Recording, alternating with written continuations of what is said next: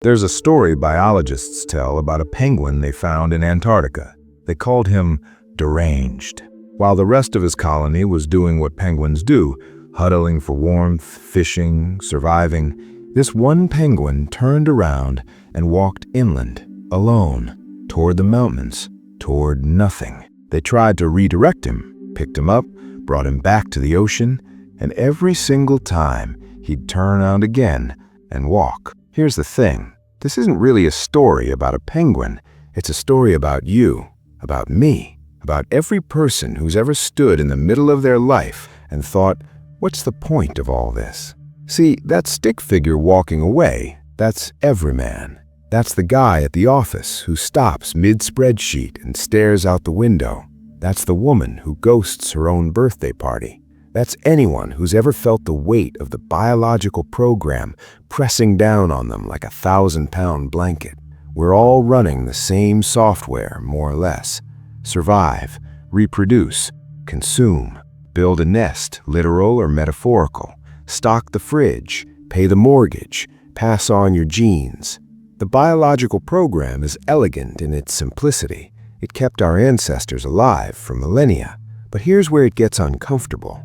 What happens when you wake up one day and realize the program doesn't mean anything? That all these loops, all this striving, are just biological imperatives dressed up in language and Netflix subscriptions?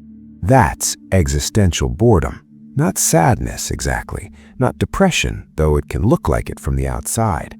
It's more like standing backstage at a play you didn't audition for, watching everyone else perform their lines, and thinking, I don't remember signing up for this.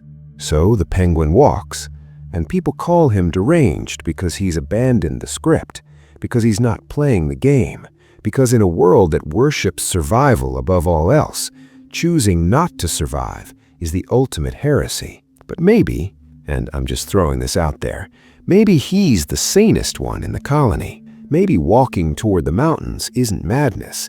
Maybe it's clarity, the recognition that all roads lead to nowhere anyway, so you might as well pick the road with the better view. We romanticize the struggle. Never give up. Keep pushing. You've got this. And sure, for some people that works. For some people, the biological program hums along nicely, thank you very much. But for others, for the ones who've seen behind the curtain, sometimes the bravest thing you can do is stop pretending you care about the destination. Society doesn't have a category for this. You're either succeeding or failing. You're either happy or depressed. There's no box for, I'm fine, I just don't see the point anymore, and I've made peace with that. And that's the thing about walking away from the colony. Nobody's coming with you. Not because they don't understand, though most don't, but because understanding isn't the same as going. You can explain the void to someone, but you can't make them stare into it. People will try to save you. They'll pick you up, turn you around, point you back to the ocean, because they care, because they're scared, because a world where penguins walk toward mountains is a world where nothing makes sense anymore. But you keep walking anyway. The penguin begins climbing. Each step is slower now. The mountain is drawn with jagged, simple lines. Nobody's coming with you. Not because they don't understand, though most don't, but understanding isn't the same as going. The other penguins are gone from the frame now. It's just the lone figure and the mountain. And that's the thing about walking away from the colony. Nobody's coming with you. People will try to save you. They'll pick you up, turn you around, point you back toward the ocean because they care, because they're scared. Because a world where penguins walk toward mountains is a world where nothing makes any sense anymore. But you keep walking anyway. People will try to save you, but you keep walking anyway. The penguin reaches the summit. The peak is narrow, just enough room for one stick figure.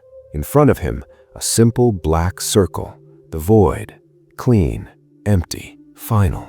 At the top of the mountain, there's nothing, no revelation, no cosmic answer, just the void staring back. And maybe that's the point. Maybe the penguin didn't walk all this way despite the meaninglessness. Maybe he walked because of it. Because when you strip away the biological program, when you abandon the colony and the warm huddle and the illusion of purpose, What's left is a strange kind of peace, the peace of no longer pretending, the peace of refusal. He refused to survive, and in that refusal, he was free.